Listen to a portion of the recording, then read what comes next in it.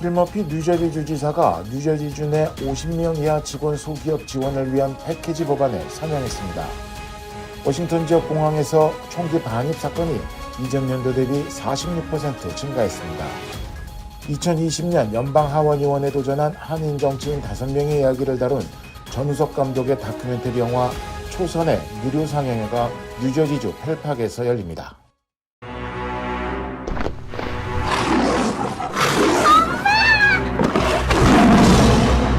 메리 안 돼!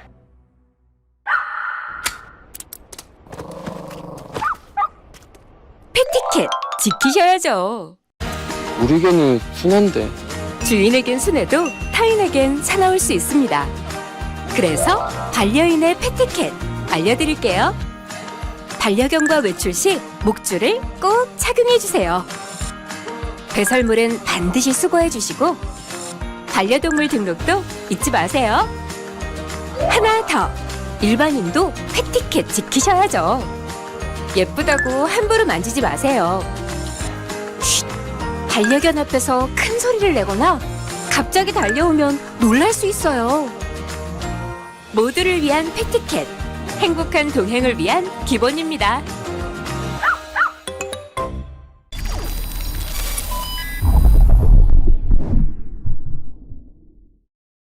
(3월 22일) 수요일 IMTV 뉴스 시작합니다.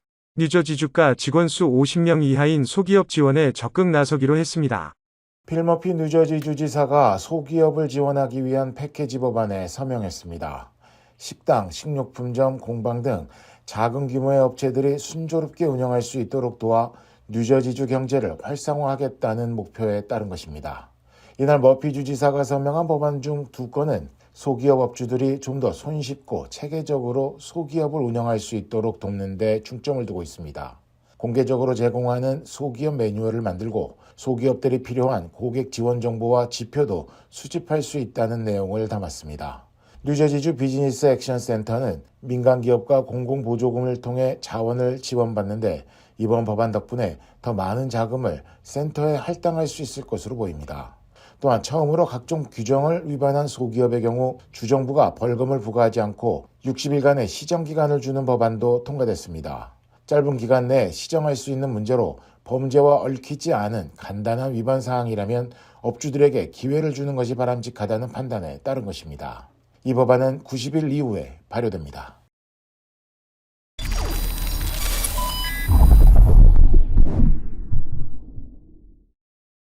워싱턴 지역 공항에서 총기 반입 사건이 이전 연도 대비 46% 증가했습니다.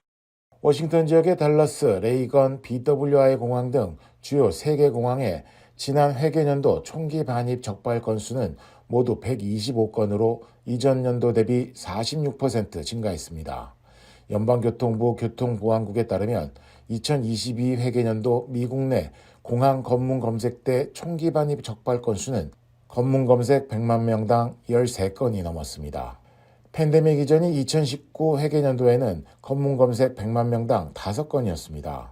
지난해 적발 건수의 83%는 탄환이 장전된 상태였습니다.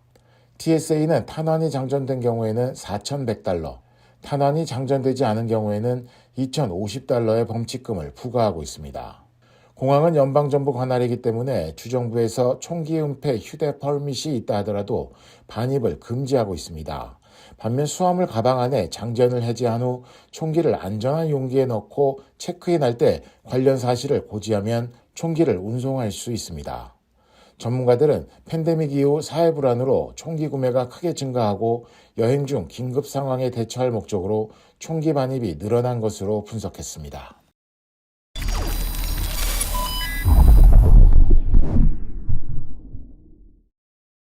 한인 정치인 5명의 이야기를 다룬 전우석 감독의 다큐멘터리 영화 초선이 무료 상영회가 뉴저지주 펠팍에서 열립니다.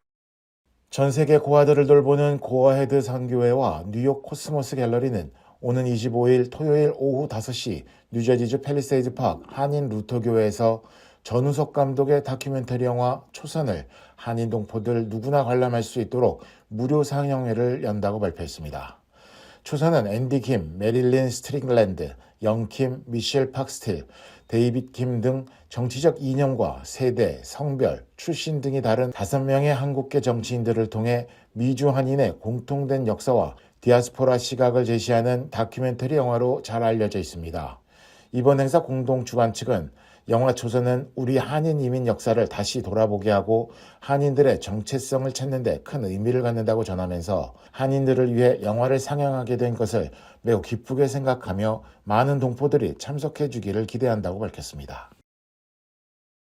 이어서 KBS 아메리카 뉴스를 전해드립니다.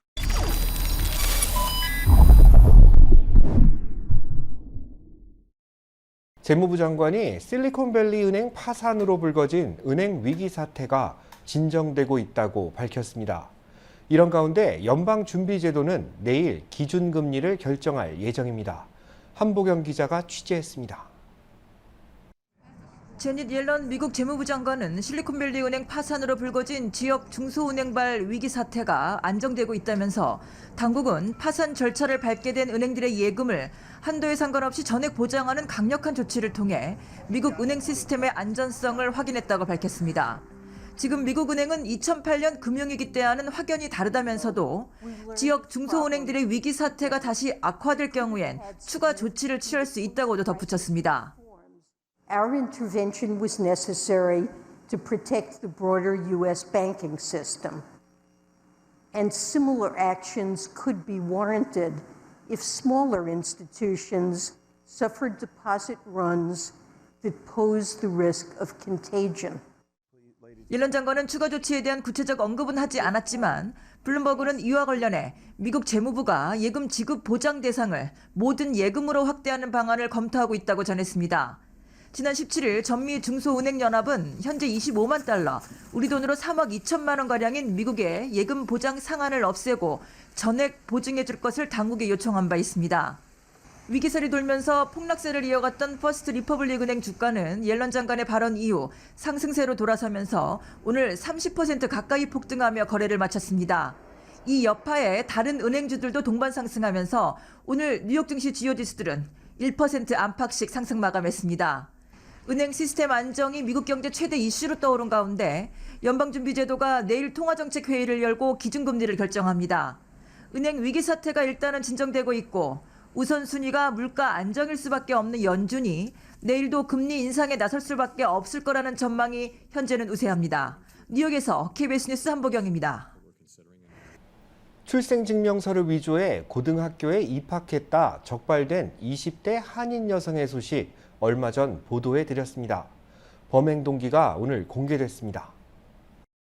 허위 서류로 고등학교에 입학한 혐의로 기소된 올해 29살인 신혜정 씨는 재판에서 남편과 이혼한 뒤 주택 임대료가 밀리는 등 힘든 시기를 겪었다고 밝혔습니다. 이에 따라 정신적 충격을 덜기 위해 학교로 돌아가 안정을 찾고자 한 것이라고 범행 동기를 설명하면서 무죄를 주장했습니다. 공허한 마음과 외로움에 잘못된 선택을 했다는 설명입니다. 변호인은 문서를 위조해 고등학교에 입학한 것은 잘못됐지만 악의 없는 행동이었다고 강조하며 선처를 당부했습니다. 신 씨는 16살 때 매사추세츠주에 있는 기숙학교로 유학을 온 뒤 뉴저지에서 학부를 졸업하고 석사 과정을 밟고 있었던 것으로 전해졌습니다. 신 씨에게는 최대 5년형이 내려질 수 있습니다. 유치원 교사가 김치가 들어간 도시락을 싸온 원생의 부모에 항의하는 일이 벌어졌습니다. 불쾌한 냄새가 난다는 것인데 누리꾼들은 교사의 반응이 인종차별적이라고 입을 모았습니다. KBTV 김은지 기자입니다. 미국의 대형 온라인 커뮤니티 레딧인 내가 나쁜 놈인가요라는 주제로 문제를 제기하는 웹사이트에는 다음과 같은 글이 올라왔습니다. 이 글을 올린 당사자는 5세 아들의 어머니이자 한국인으로 추정되는데 이 글에서 어머니는 유치원에 가는 아들의 점심 도시락으로 작은 샐러리 스틱과 치즈, 스팸, 스리라차 맛 도리토스, 그리고 김치를 곁들여 도시락을 싸줬다고 말했습니다.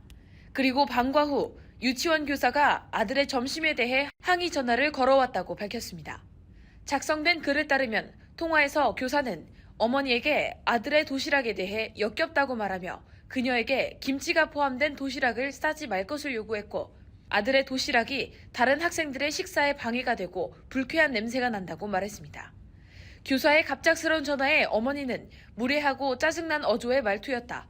역겹고 부적절한 도시락을 싸지 말라고 말했을 때 기분이 좋지 않았다고 당시 상황을 설명했습니다. 그녀는 걱정해줘서 고맙지만 아들의 도시락을 갑자기 바꿀 순 없다며 내 아이가 무엇을 좋아하는지가 나에게는 매우 중요하고 아들이 내 점심을 좋아하길 바란다고 답변한 것으로 알려졌습니다. 한국인 어머니는 해당 교사와 이전까지는 우호적인 관계를 유지해왔다고 주장했습니다. 하지만 교사는 그녀의 답변에 대해 용납할 수 없다는 내용과 함께 더 이상 아이의 점심을 싸우지 말라는 내용의 이메일을 보내는 등 갈등이 지속되고 있다고 전했습니다. 해당 글은 약 2만 3천 개가 넘는 추천을 받으며 5,600여 개 댓글이 달렸습니다. 압도적으로 다수의 네티즌들은 교사가 인종차별주의자다. 아들의 점심은 지극히 정상이며 교사가 이를 모를 뿐이라며 비난했고 가장 인기를 끈 댓글 작성자는 어머니가 당장 이 문제를 원장 선생님께 보고할 것을 제안했습니다. 반면 당시 교사의 태도는 잘못됐지만 교사는 김치가 싫었던 거지 한국인이 싫은 것은 아니니 인종차별은 아닌 것 같다라는 의견도 적지 않았고 또 김치 향이 강해 혹시나 아이가 따돌림을 받을까 걱정돼 학교에 김치를 싸서 보내기가 조심스럽다는 의견도 보였습니다. 한편 미국 내 유치원에서 이와 같은 인종차별적 행위가 발생한 것은 처음이 아닙니다. 지난해에는 한 초등교 교사가 한 중국인 자녀의 도시락에 불쾌한 냄새가 난다며 점심시간 동안 6살 여아가 혼자 밥을 먹게 했던 일이 발생하기도 했습니다. KBTV 뉴스 김은지입니다.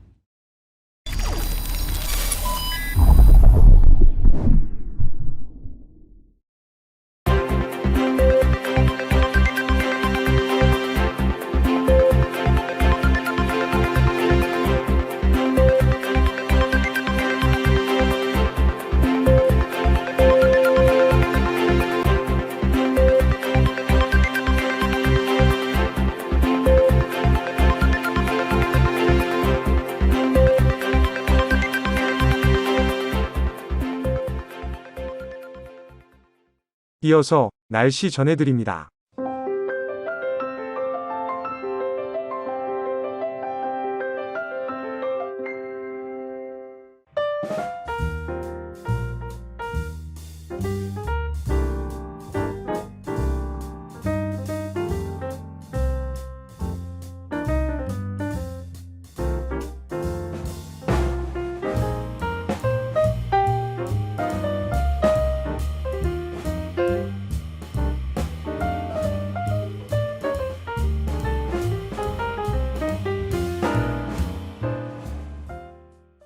시청해주신 여러분, 고맙습니다.